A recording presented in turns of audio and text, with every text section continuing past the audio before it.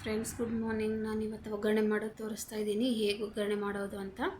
ಮಂಡಕ್ಕಿ ಒಗ್ಗರಣೆ, ಅದಕ್ಕೆ ಬೇಕಾಗಿರೋ ಇಂಗ್ರೀಡಿಯೆಂಟ್ಸ್. ಒಂದು ಪಾತ್ರೆನ ಇಟ್ಕೊಂಡಿದ್ದೀನಿ, ಅದಕ್ಕೆ ಆಯಿಲ್ ಹಾಕಿ ಜೀರಿಗೆ, ಸಾಸಿವೆ, ಕಡಲೆ ಬೀಜನ ಹಾಕ್ತಾಯಿದ್ದೀನಿ. ಅದು ಸ್ವಲ್ಪ ಕೆಂಪಗಾದ ನಂತರ ಅದಕ್ಕೆ ನಾನು ಈರುಳ್ಳಿನ ಹಾಕ್ಕೊಳ್ತಾ ಇದ್ದೀನಿ. ಹಾಗೆ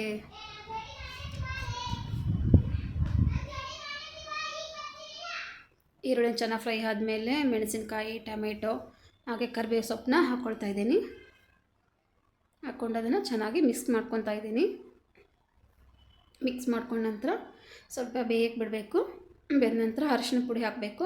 ರುಚಿಗೆ ತಕ್ಕಷ್ಟು ಉಪ್ಪನ್ನು ಆ್ಯಡ್ ಮಾಡಬೇಕು. ಆ್ಯಡ್ ಮಾಡಿ ಅದನ್ನು ಚೆನ್ನಾಗಿ ಮಿಕ್ಸ್ ಮಾಡ್ಕೋಬೇಕು.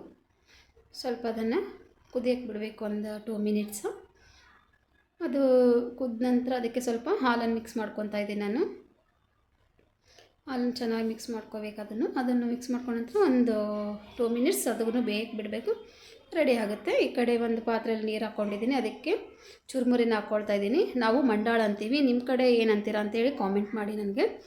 ಮಂಡಕ್ಕಿ, ಚುರುಮುರಿ ಅಂತ ಹೇಳ್ತೀವಿ, ನಾವು ಮಂಡಾಳ ಅಂತೀವಿ. ಅದನ್ನು ನೀರಲ್ಲಿ ನೆನೆಸ್ಬಿಟ್ಟು ಚೆನ್ನಾಗಿ ಹಿಂಡಿ ಮಾಡ್ಕೊಂಡಿದ್ವಲ್ಲ ಆ ಹುಳಿಗೆ ಹಾಕಬೇಕು. ನೀರನ್ನು ಒಂದು ಸ್ವಲ್ಪ ಬಿಡದೆ ಗಟ್ಟಿಯಾಗಿ ಹಿಂಡ್ಕೊಂಡು ಅದರೊಳಗಡೆ ಆ್ಯಡ್ ಮಾಡಬೇಕು. ಮಾಡಿದ ನಂತರ ಅದನ್ನು ಕಲಸಿದ ನಂತರ ಅದಕ್ಕೆ ಪುಟಾಣಿ ಪೌಡ್ರ್ ಹಾಕಬೇಕು. ಪುಟಾಣಿ ಅಂದರೆ ಹುರ್ಕಡ್ಲೆ ಅಂತೀವಿ ನಾವು, ನೀವೇನಂತೀರ ಗೊತ್ತಿಲ್ಲ. ಪುಟಾಣಿ ಹಿಟ್ಟು ಹಾಕಿ ಚೆನ್ನಾಗಿ ಮಿಕ್ಸ್ ಮಾಡಿಬಿಟ್ರೆ ರೆಡಿ ಒಗ್ಗರಣೆ. ನೀವು ಒಮ್ಮೆ ಟ್ರೈ ಮಾಡಿ. ಹಾಗೆ ನನ್ನ ಚಾನಲ್ನ ಸಬ್ಸ್ಕ್ರೈಬ್ ಮಾಡ್ಕೊಳ್ಳಿ, ಲೈಕ್, ಶೇರ್, ಕಾಮೆಂಟ್ ಮಾಡಿ. Okay, bye friends.